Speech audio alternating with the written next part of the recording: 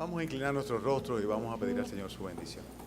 Padre, oramos dándote gracias por traernos esta mañana a tu casa y al tiempo, Señor, que te pedimos que tengas a bien, pues, derramar sobre nosotros, Padre, un entendimiento, un discernimiento, una voluntad especial, Señor, ahora que abrimos tu palabra con el propósito de conocer tu voluntad para nosotros, Señor. Ayúdanos, Padre, a ser humildes suficientemente como para recibir, aceptar, Señor, no discutir, Señor, y por el contrario acatar, obedecer las cosas que tú has dejado escritas. Gracias, Señor, por tu Santo Espíritu, que es quien finalmente hace la obra completa. No contamos, Señor, con nuestros propios recursos para hacer eficaz tu palabra. Tú eres que conoce cuál es la condición de cada alma, Señor, y cuál es la necesidad espiritual de cada uno. Te rogamos, Señor, que llenes estas necesidades. Y lo hacemos en el nombre del Señor Jesucristo. Amén. ¿Pueden sentarse? Esta mañana, antes de venir aquí al templo, pues pasé por la funeraria un rato a compartir con nuestro hermano Ramón Antonio Lora. Su mamá falleció, como muchos de ustedes ya lo saben. Ella falleció en Cristo, ella murió en Cristo. Estuvo en cama, postrada durante un tiempo, pero hace unos meses, antes de que estuviese postrada en cama, tuve la oportunidad de conversar con ella. Su mente estaba lúcida y todavía, hasta ayer mismo, hasta antes de morir, su mente estaba lúcida completamente. Y ella voluntariamente recibió el perdón de Jesucristo. No solamente el perdón de Jesucristo, sino además de esto tuvo el tiempo de ser alimentada por la palabra de Dios, que se le leía regularmente, hermana Rocío lo hacía, y dar ella misma testimonio de haber confiado en el Señor Jesucristo para la salvación de su alma. O sea que se fue en paz. Dice Rocío que en la mañana se levantó con una sonrisa, dijo que se sentía en paz, pidió que le leyeran el Salmo 27, ya lo hizo, luego dijo amén, y a ratito pues cerró los ojos y cayó en una especie de coma hasta que por la tardecita, ya por la nochecita, falleció. Así que esta mañana estuvimos allá y acompañando al hermano Ramón en nombre de toda la congregación. De cualquier manera, yo supongo que los funerales serán ahora, eran ahora a las 11, pero cualquiera de ustedes luego tiene la oportunidad, sea por manera personal o por internet o como sea, de solidarizarse con él, con Rocío, es una bendición. La otra cosa que quería comentar antes del mensaje de esta mañana, del sermón de esta mañana, es lo que tiene que ver con la actividad del sábado que viene. Cuando las damas organizaron su té de damas, este templo se llenó completamente. Normalmente poníamos una cortina a mitad de templo, en la foto que ustedes vieron era la mitad del templo. Las damas llenaron hasta 3/4, o sea, completamente, solamente dejaron el área del púlpito sin utilizar. Se reunieron un número bastante grande, 100 y pico de damas aquí. Los caballeros tenemos esta actividad para el sábado que viene. La idea es muy sencilla. Yo gasto 1,000 pesos, compro 3 taquillas. Si quiero dejo los otros 100, si no, pues que me devuelvan mis 100 pesos. Y entonces regalo esas 2 taquillas a 2 personas por las cuales yo he orado para que el Señor le perdone sus pecados y le salve como me salvó a mí. Eso es lo que cada uno de nosotros tiene que hacer, a fin de que la semana que viene, el sábado, a las 8 de la mañana, esto esté así, lleno de caballeros, para que Dios nos conceda el privilegio de exponerle la salvación que es en Cristo Jesús. Y de esa manera, pues, ver el fruto en la vida de ellos. Así que si amamos a algunas personas, algunos amigos, algunos hermanos, algunos primos, algunos compañeros de trabajo, pues esta es la oportunidad de manifestar ese amor exponiéndole al Evangelio. Es difícil que alguna persona rechace una invitación a compartir un desayuno, así que háganlo y oren sobre todo para que el Señor haga una obra espiritual en ellos. Así que el sábado que viene a las 8 de la mañana, pues vamos a tener mesas bien decoradas que las hermanas van a preparar. Tú dices a las 9, ¿no? ¿A las 9 qué? No, a las 9 ya hace rato que estamos desayunando. A las 8, 8 y media ya tenemos que estar aquí. Okay. A las 9 ya es la hora en la cual yo voy a estar dando la instrucción que sea para que inmediatamente desayunemos. Pero 8, 8 y media hay que estar aquí. Si decimos a las 9 vamos a desayunar a las 10 de la mañana, yo sé cómo es. Y yo no aguanto hasta las 10 sin desayunar. Y si vengo desayunado, después no desayuno nada porque no me gusta desayunar 2 veces. Así que, ¿verdad, Alexis? Entre 8 y 8 y media, más o menos. ¿De acuerdo? Ok, no lo dejen para tan tarde. ¿De acuerdo, Carlos? Así que si habíamos dicho a las 9, vamos a bajarle un poquito, por lo menos media hora a eso. Entonces, ya ustedes saben, hermanos, yo espero que ninguno de nosotros desperdiciemos esta oportunidad. Pero de manera especial, preséntenme delante del trono de la gracia para que yo pueda exponer idóneamente, correctamente el Evangelio de Jesucristo a las personas que vienen. ¿De acuerdo? Amén. Ustedes oran por mí a veces. Sí. Porque si no, no puedo ser útil para nada, ¿eh? No puedo ser útil para la gloria del Señor. No dejen de hacerlo. ¿Ok? Vamos a buscar nuestra Biblia, Lucas capítulo 9. Lucas capítulo 9.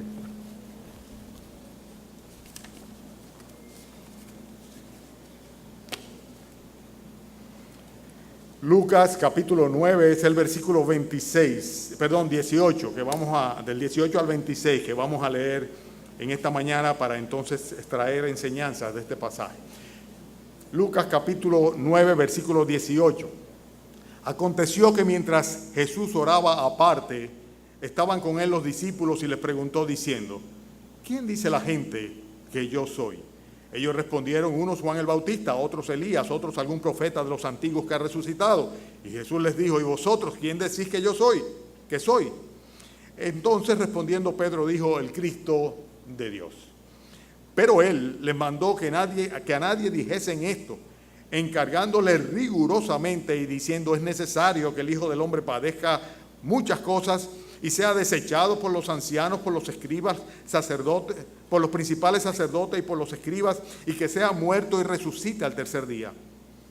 Y decía a todos: si alguno quiere venir en pos de mí, niéguese a sí mismo, tome su cruz cada día y sígame. Porque todo el que quiera salvar su vida la perderá, y todo el que pierda su vida por causa de mí, éste la salvará. Pues ¿qué aprovecha al hombre si gana todo el mundo y se destruye o se pierde a sí mismo? Porque el que se avergonzare de mí y de mis palabras, de éste se avergonzará el Hijo del Hombre cuando venga en su gloria y en la del Padre y de los santos ángeles. Pero yo os digo en verdad que algunos de los que están aquí no gustarán la muerte hasta que vean el reino de Dios. Yo he titulado el mensaje de esta mañana Relación costo-beneficio. Relación costo-beneficio. Y no se trata en absoluto de un ejercicio de administración o de economía. O sea que no es ciertamente de esto de lo que vamos a estar hablando. Tampoco se trata de un ensayo analítico de la productividad de un determinado rubro, de un producto, a ver si realmente deja los beneficios que se espera o es rentable o no el operarlos. No se trata de ninguna manera de ningún tipo de estudio mercadológico, porque cuando hablamos de las escrituras, todo esto evidentemente se descarta automáticamente, no es un análisis industrial ni mucho menos. Pero sin embargo, se trata de lo que es el cristianismo en función de su costo y su beneficio. Nosotros veíamos la semana pasada cómo mucha gente pueden profesar o tener una idea de quién es Jesucristo. Algunos decían Juan el Bautista, otro algún profeta que ha resucitado a los muertos, otros. O sea, en fin, hay diferentes ideas. Aún los religiosos tenían conceptos en cuanto a Jesucristo que estaban completamente desvirtuados, o sea que no eran realmente lo que se correspondían a él. Cuando los discípulos, en el caso específico de Pedro, dice: tú eres el Cristo de Dios, vimos nosotros como aún reconociendo el papel mesiánico del Señor Jesucristo, él como el enviado de Dios para salvar a la humanidad, aún así no se apropiaron de ello al punto tal de que luego el Señor Jesucristo les reprendería a ellos por su incredulidad en varias ocasiones. Y vimos el caso de Felipe, y vimos el caso de Tomás también, y el propio Pedro. Al propio Pedro el Señor tiene que reconvenirle por su incredulidad. En este mismo contexto, luego de esto, cuando el Señor Jesucristo dice que Él va a tener que ofrecerse y que ser, como dice el texto aquí, desechado por los ancianos, los principales sacerdotes, etc. Nosotros vemos en los otros evangelios que el apóstol Pedro salió de inmediato y dijo: no, que jamás, que no te parezca esto. Y Cristo tiene que decirle: apártate delante de mí, Satanás, porque me eres tropiezo, porque no pones la mira en las cosas de Dios, sino en las de los hombres. O sea que aún los propios discípulos, los propios apóstoles, no tenían una idea clara de cuál era la misión de nuestro Señor Jesucristo y cómo habría de Él cumplir la redención de toda la humanidad muriendo en la cruz del Calvario. Ciertamente el cristianismo es algo que no es la mercancía barata que hoy día se ofrece desde muchos púlpitos. No lo es, absolutamente no lo es. Recuerdo que el hermano Pepe predicó sobre eso recientemente, y el domingo pasado en la noche el hermano Eddie Jesús todavía recalcó esta idea. O sea, no se trata de simplemente decir yo creo en Jesucristo, yo abro mi corazón, yo le recibo como mi Señor y Salvador. Eso es, por así decirlo, una profesión de fe que no es suficiente en la medida en la cual realmente no conlleva un costo para traer entonces el beneficio correspondiente. O sea, no trae como consecuencia una transformación de lo que son nuestras vidas. Consecuentemente, nosotros tenemos que analizar esto que dice el Señor Jesucristo aquí. Fíjense cómo dice en el versículo 23, si alguno quiere venir en pos de mí, dice, niéguese a sí mismo, tome su cruz cada día y sígame, porque todo el que quiera salvar su vida la perderá, y todo el que pierda su vida por causa de mí, éste la salvará. La cruz realmente es el costo de la salvación. Y si bien nosotros sabemos que la fe y la salvación son un regalo de Dios, una dádiva de Dios, que no es por obra, que nosotros no podemos comprarla, que no podemos adquirirla por nosotros mismos, que es una gracia del Señor, un favor de Dios. Sin embargo, la salvación tiene un costo. El ser discípulo de Cristo tiene un costo. El ser cristiano genuino, verdadero, tiene un costo. Y esto es algo de lo cual nosotros debemos hablar con genuinidad a las personas antes de que se lancen en una aventura religiosa, diciendo, sí, yo soy cristiano. Porque ya vimos la semana pasada cómo muchos profesan a Cristo, pero sin embargo no están aptos para seguirle. Cristo enfatiza aquí. Fíjense qué interesante esto. El Señor Jesucristo le cuestiona a sus discípulos. ¿Y vosotros quién decís que yo sois? Y en el versículo 20 Pedro dice el Cristo de Dios. Pero entonces en el versículo 21, inmediatamente a continuación, Él les manda que a nadie dijesen eso, encargándole rigurosamente. Les prohíbe que digan quién es Él. Y ahí el texto dice ¿por qué? Dice porque es necesario que el Hijo del Hombre padezca muchas cosas, sea desechado por los ancianos, dice, y finalmente dice sea muerto y resucita el tercer día. O sea, simplemente no se trataba de proclamar al Mesías, bendito el que viene en el nombre del Señor, hosana en las alturas. No se trata de eso. Realmente no se trata de eso. No se trata de proclamar yo soy cristiano, yo recibo a Cristo, yo soy un discípulo de Cristo. Se trata de que ciertamente hay una obra salvífica que el Señor Jesucristo cumple a favor de los que realmente son suyos. Y Cristo decía, antes de proclamar quién yo soy, déjenme hacer lo que yo vine a hacer. Es necesario antes que yo padezca, que yo sea desechado, que sea muerto y que resucite, como realmente sabemos que lo hizo. En otras palabras, cuando nosotros hablamos de cristianismo, tenemos que presentar el cristianismo tal cual es. No como aquella mercancía barata que tú adquieres y que se multiplica por sí sola, trayendo solamente bendiciones y haciendo de tu vida un jardín de rosas, sino realmente la bendición más alta, que es el perdón y la salvación de nuestras almas, pero a un costo muy alto. Un costo que en primer lugar tuvo que pagar el Señor Jesucristo. El costo de la cruz. Salvación tiene un costo y es la cruz. Y para Cristo fue un costo muy alto, ciertamente muy alto. Es necesario que el Hijo del Hombre padezca mucho. A Cristo le costó el rechazo en su generación de los religiosos. A Cristo le costó el maltrato de los hombres, teniendo todo el poder. Recuérdense aquella ocasión en que trataron de despeñarle y él simplemente pasó en medio de ellos. ¿Quién podía ponerle un dedo encima si él no lo evitaba? Si él no lo permitía. Pero sin embargo, él se sujetó. Él padeció por nosotros. Él experimentó en su propia carne el sufrimiento, el dolor, el escarnio inclusive y la burla, el maltrato en todos los sentidos. Fíjense cómo el Señor Jesucristo padeció el dolor físico de las heridas, la sed. Cómo el Señor Jesucristo recibió toda la descarga de la ira del Dios eterno. La Biblia dice que toda la ira de Dios fue sobre Él. ¿Saben lo que es eso? No estamos hablando de tener airado en contra nuestra o que descargue su ira sobre nosotros otro ser humano, sino Dios mismo, el Dios todopoderoso y eterno, el Padre eterno, descargó toda su ira en contra de una humanidad pecadora en un solo hombre, en su Hijo nuestro Señor Jesucristo, el Mesías, el Cristo de Dios. A Cristo le costó claramente el abandono de su Padre. Padre, ¿por qué me has abandonado? Porque de ninguna manera Dios va a pasar por alto el pecado. No obstante, Él ama al pecador. Consecuentemente, el pecado mío y el tuyo, tomado por nuestro Señor Jesucristo, hizo que el Padre escondiera su rostro de Él y derramara toda su ira sobre aquel crucificado. La cruz es un costo, un precio muy alto. Y Cristo lo pagó ciertamente. Y cuando el Señor Jesucristo habla del costo de la cruz y lo aplica a nosotros diciendo que el que quiera ser mi discípulo tome su cruz cada día, está hablando ciertamente del costo de la cruz para los verdaderos cristianos. No para los que dicen ser cristianos, no para los que viven la religión cristiana. Ustedes saben lo que está sucediendo en el mundo hoy día. Como el musulmanismo, el islamismo realmente, los musulmanes, en diferentes grupos están persiguiendo a los cristianos, entre comillas, y otras religiones en diferentes partes del mundo. Matanzas en Nigeria, ya saben, han visto en la prensa últimamente lo del ISIS, el Estado Islámico, cómo va aniquilando comunidades porque no son simplemente musulmanes, ¿verdad? Nosotros hemos visto en el pasado cómo sucedió lo mismo en otros lugares con otros grupos, ¿verdad? O sea, yo no quiero entrar en detalle de eso ahora, pero lo triste del caso es que esas personas están siendo muertas supuestamente por ser cristianos, pero supuestamente por ser cristianos, porque simplemente son parte de una cultura y de una religión que muchas veces está muy distanciada del cristianismo verdadero.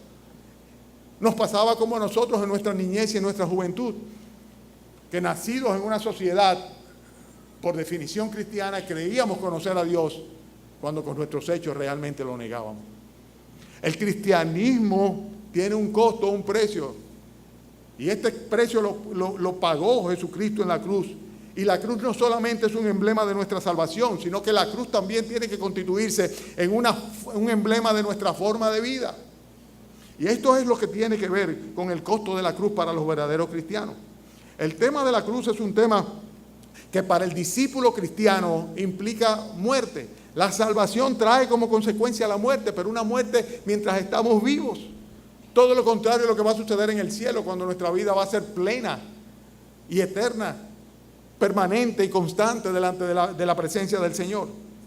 Es todo lo contrario a lo que está vendiéndose con este evangelio de prosperidad, este evangelio barato, que está muy popular, que es muy común hoy día, muy farandulero, pero que realmente de ninguna manera tiene que ver con lo que Jesucristo enseña en su palabra. El cristianismo verdadero se refiere a una vida de autonegación y de autosacrificio. El verdadero cristiano, y esto tenemos que plantearnos, debe llevar una vida de autonegación y de autosacrificio. ¿De qué estamos hablando nosotros? De un costo que pagar. ¿Qué dice el Señor Jesucristo? Si alguno quiere ser mi discípulo, ¿qué dice? Niéguese a sí mismo. Versículo 23. Si alguno quiere venir en pos de mí, niéguese a sí mismo. Autonegación. Autonegación. ¿De qué se trata la autonegación? ¿Se trata simplemente de que yo entonces no voy a comer carne en Semana Santa? No, no estamos hablando de esto, no estamos hablando de abstenciones religiosas, abstinencias religiosas, no estamos hablando en absoluto de nada litúrgico, ni mucho menos. Estamos hablando realmente de autonegarnos a nosotros mismos en cuanto a nuestros deseos, en cuanto a aquellas cosas que son gratificaciones. Estamos hablando básicamente del hecho de que hay una serie de cosas que el mundo ofrece que son contrarias al interés del reino de Dios. Y que nosotros tenemos que tomar la decisión de decir, no, yo no voy a participar de ello. Yo me voy a negar a sí mismo estas cosas.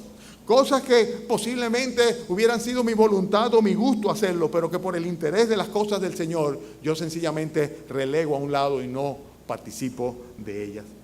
Se trata de tomar el mismo ejemplo de nuestro Señor Jesucristo. Fíjense cómo el Señor Jesucristo, como modelo que nosotros debemos seguir, dice que el discípulo no es superior a su maestro, que le basta al discípulo ser como su maestro. Y en consecuencia, nosotros lo que tenemos que hacer es tomar el patrón de nuestro Señor Jesucristo. ¿Y qué dice la Escritura que hizo el Señor Jesucristo? Ustedes recuerdan aquel pasaje de Filipenses, ¿verdad? Cuando dice la Escritura en Filipenses, en el capítulo 2, versículo 5, haya pues en vosotros el mismo sentir que hubo en Cristo Jesús. el cual, siendo en forma de Dios, no tuvo el ser igual a Dios como algo a que aferrarse, sino que se vació, se despojó a sí mismo, tomando forma de siervo, hecho semejante a nosotros los hombres. Dice, y estando en forma de hombre, dice, fue obediente hasta la muerte y muerte de cruz.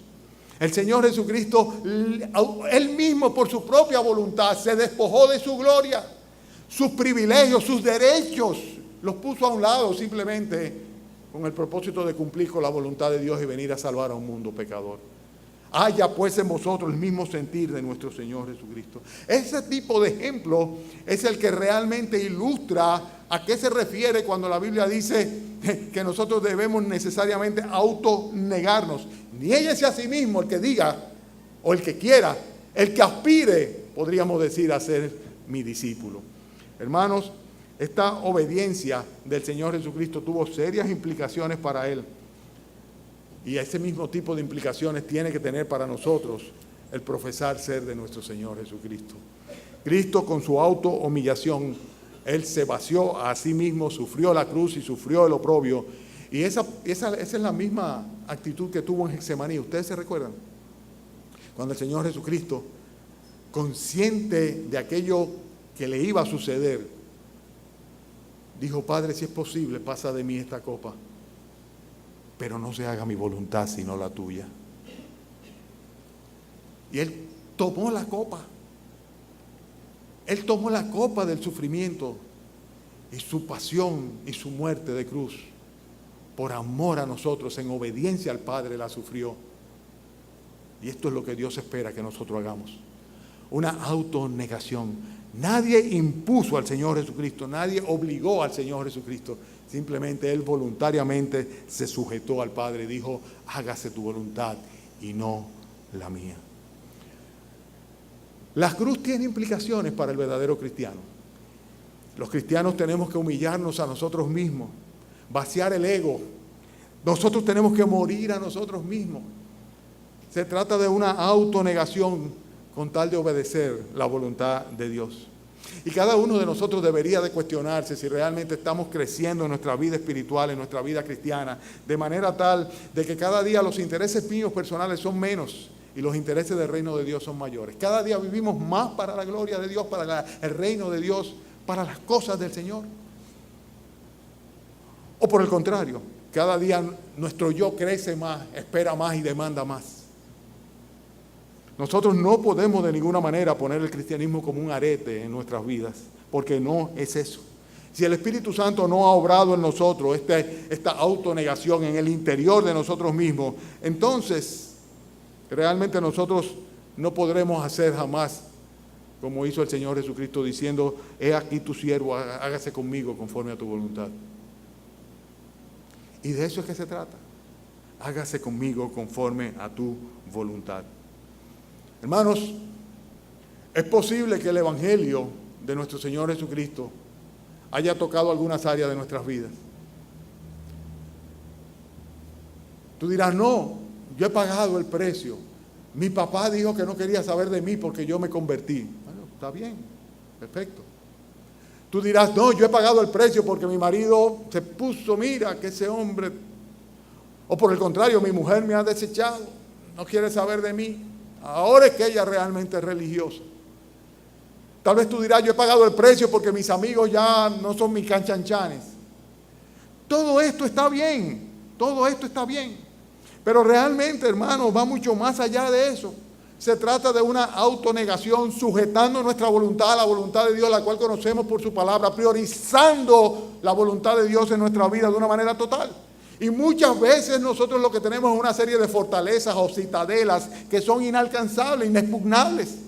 Le entregamos al Señor, sí Señor, yo estoy dispuesto a dedicarte el domingo en la mañana y tal vez yo estoy dispuesto a dedicarte el miércoles también, perfecto, pero el resto es mío.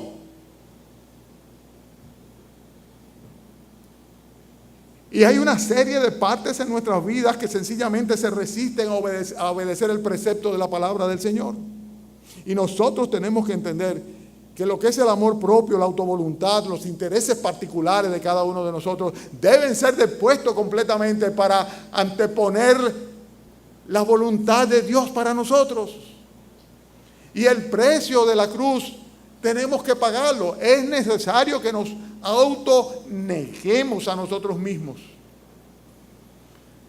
Ojalá y nosotros pudiésemos un día decir, como dijo el apóstol Pablo en 1 de Corintios capítulo 11, cuando él decía, os aseguro por la gloria que tengo de vosotros delante de Dios, que cada día muero. Él decía, yo muero cada día. Mi vida es una muerte continua, por decirlo así. Y a esto es a lo que se refiere el Señor Jesucristo. Está hablando de una autonegación, de un tomar una cruz. Dice, día a día, cada día, día a día.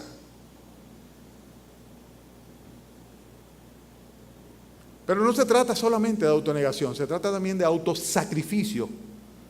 Porque fíjense que la primera parte dice, si alguno quiere ser mi discípulo, dice, niéguese a sí mismo, pero todavía abunda mucho más allá. Dice, tome su cruz cada día y sígame. Tome su cruz cada día. Y nosotros sabemos muy bien que no se refiere a la muerte física como consecuencia de la crucifixión de nuestro Señor Jesucristo. Dios no está pidiendo que tú te crucifiques.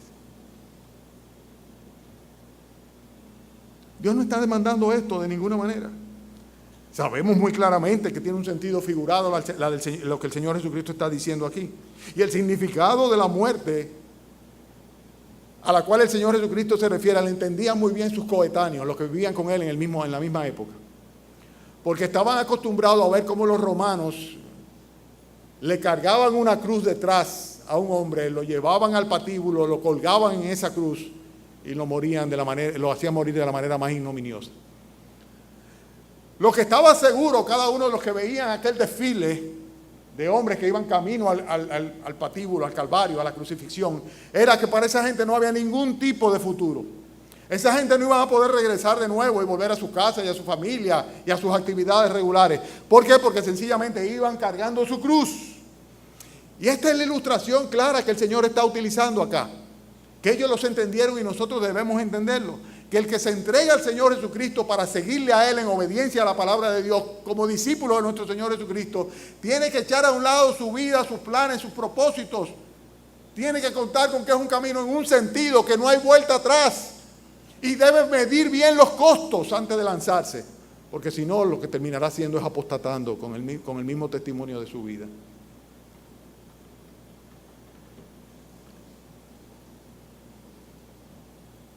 Esa es la verdad. Esto es lo que está diciendo el Señor Jesucristo. Si alguno quiere venir en pos de mí, niéguese a sí mismo, tome su cruz cada día y sígame. Autosacrificio. Aquellos que iban a ser crucificados lo hacían porque tenían una sentencia y no podían evitarlo. Jesucristo nos dice que lo hagamos nosotros de una manera gozosa, voluntaria, con gusto. Entregar nuestras vidas a Él. Y el Señor insiste claramente en que esta actitud de sacrificio debe llegar hasta la muerte. Fíjense, en Lucas 14, un poco más adelante, vayan conmigo al versículo 25, Lucas 14, 25. Y van a darse cuenta cómo el Señor Jesucristo reitera lo mismo una vez y otra vez y otra vez. Lucas capítulo 14, versículo 25. Hay un titulito ahí que no es parte de la escritura, pero dice lo que cuesta seguir a Cristo, ¿verdad? Dice, grandes multitudes iban con Él y volviéndose les dijo, si alguno quiere venir a mí y no aborrece a su padre, a su madre y su mujer e hijos y hermanos y hermanas y aún también su propia vida, no puede ser mi discípulo. Y el que no lleva su cruz y viene en pos de mí, no puede ser mi discípulo. Porque ¿quién de vosotros que queriendo edificar una torre no se sienta primero y calcula los gastos a ver si tiene lo que le necesita para acabarla? No sea que después de puesto el cimiento y no pueda acabarla y todos los que lo vean comiencen a hacer burla de él, diciendo, este hombre comenzó a edificar y no pudo acabar. ¿O qué rey al marchar a la guerra contra otro rey no se sienta primero y considera si puede hacer frente con 10,000 al que viene contra él con 20,000? Y si no puede, cuando el otro está todavía lejos, le envía una embajada y pide condiciones de paz. Versículo 33. Así pues, cualquiera de vosotros que no renuncia a todo lo que posee, no puede ser mi discípulo. Nosotros, aunque fuésemos crucificados en una cruz, aunque pagásemos con nuestra vida física el precio por confesar a Jesucristo como nuestro Dios y nuestro Salvador, nosotros de ninguna manera podemos redimir nuestras almas con nuestra propia sangre. Nosotros, aún muriendo literalmente, podemos hacer nada por nosotros mismos. Pero sin embargo, el Señor Jesucristo enseña de una manera muy clara que hay un costo que hay que pagar, y es un costo que se paga diariamente, día a día, muriendo a sí mismo y tomando la cruz. Una actitud de autosacrificio. Se trata de aquella persona que pierde su vida y es contrastado con aquel que gana su vida. Y aquí se presenta una especie de gran paradoja. Versículo 24, el que quiera salvar su vida, ¿qué dice? No me siguen, voy muy rápido hoy, ¿verdad? Estoy hablando muy rápido hoy. No, el que quiera salvar su vida, la perderá, dice. Versículo 24, ¿verdad? Y todo el que pierda su vida por causa de mí, ¿qué dice? Es una paradoja, una paradoja. Parece mentira, pero es así. El que pierde su vida es contrastado con aquel que guarda su vida para sí. Es contrastado aquel que abraza de aquel que desecha la cruz. Es así. Y lo opuesto a la negación es la autoindulgencia, ¿verdad? Cuando una persona se da todos los gustos que uno desea. Y lo opuesto al autosacrificio es la autopreservación. Cuando tú resguardas para ti, tratas de protegerte y preservarte a ti mismo. Sin embargo, el Señor Jesucristo lo que está hablando es de sacrificar nuestras vidas para Dios antes que preservarlas para nosotros mismos. Cada uno de nosotros tiene su proyecto de vida, como dicen la gente, ¿verdad? Los que piensan, dice, tienes que tener un proyecto de vida. ¿Cuál es tu proyecto de vida? ¿Cuál es tu proyecto de vida? ¿Cuál es tu proyecto de vida? Porque el que va camino al Calvario no tiene proyecto de vida. Pablo decía, para mí el vivir es Cristo y el morir es ganancia. Si eres un verdadero discípulo de nuestro Señor Jesucristo, hay una demanda de autodenegación y de autosacrificio.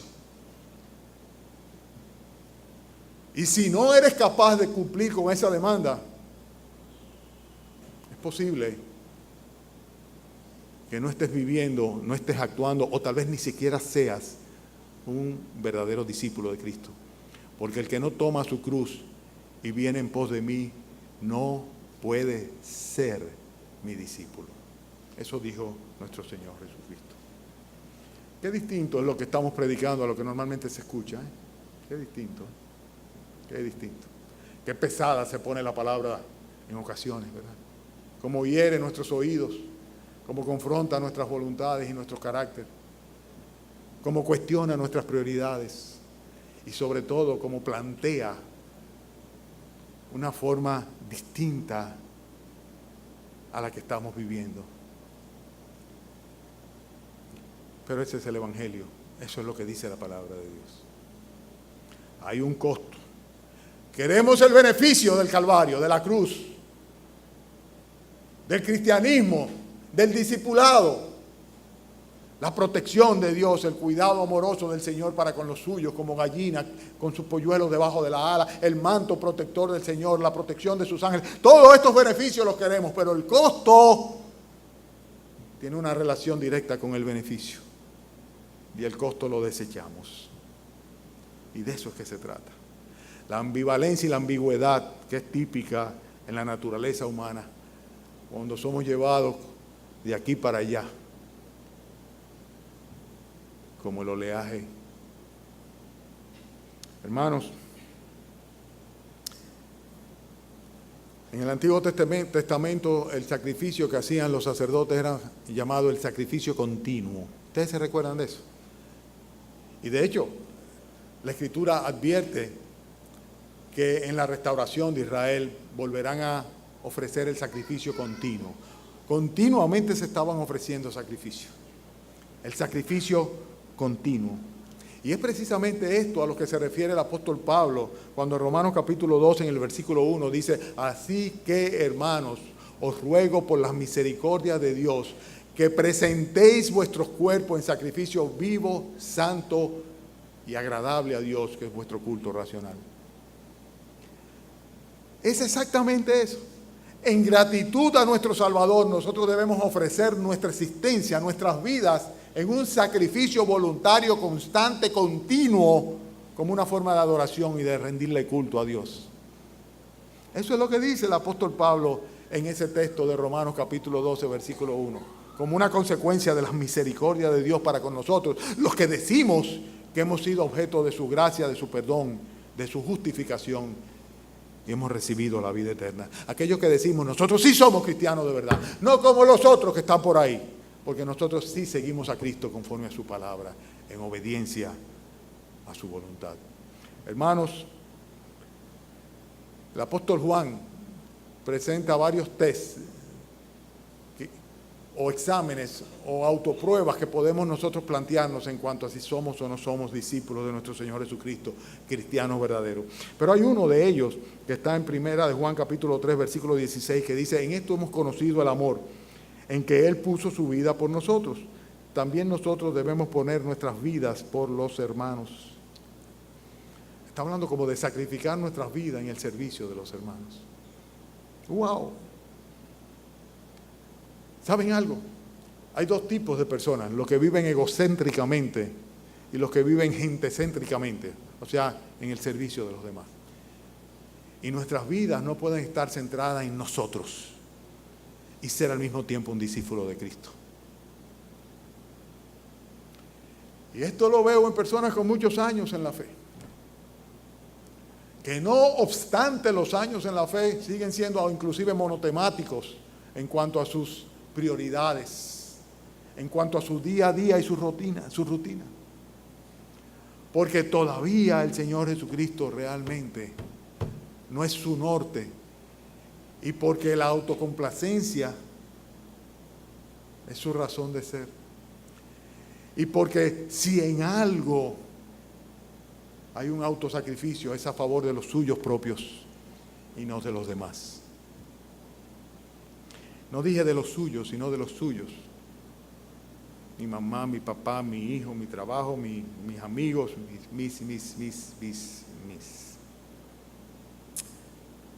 Hay una relación de costo-beneficio en el cristianismo verdadero. Hasta ahora he hablado de los costos, ¿verdad? Pero no me voy a quedar ahí, voy a hablar de los beneficios un poco. Los beneficios los conocemos los que somos cristianos. El primero de ellos es la redención. Pago total por nuestras faltas. No me queda ninguna cuenta pendiente con Dios. En cualquier momento puedo dejar este mundo y presentarme delante de Él porque mis cuentas, mis deudas, mis pecados han sido pagados por Cristo en la cruz del Calvario. Estoy libre del pecado y libre de la condenación. Este es un beneficio prioritario, primario, fundamental de ser un verdadero discípulo de nuestro Señor Jesucristo. Pero no es solamente eso.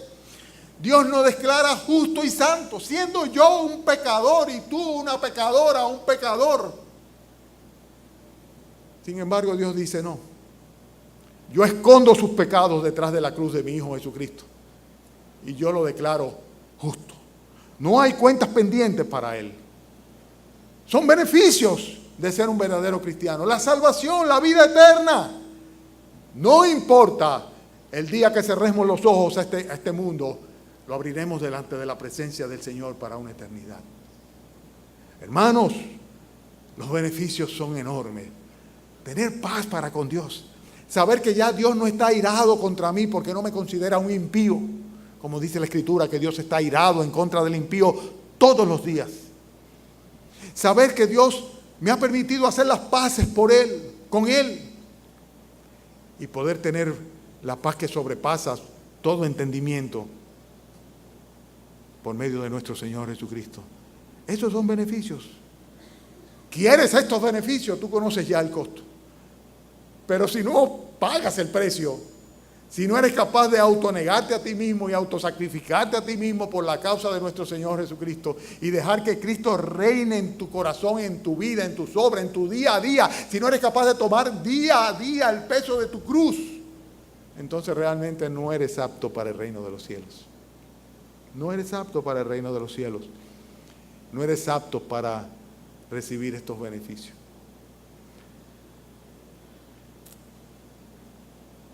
Con este mensaje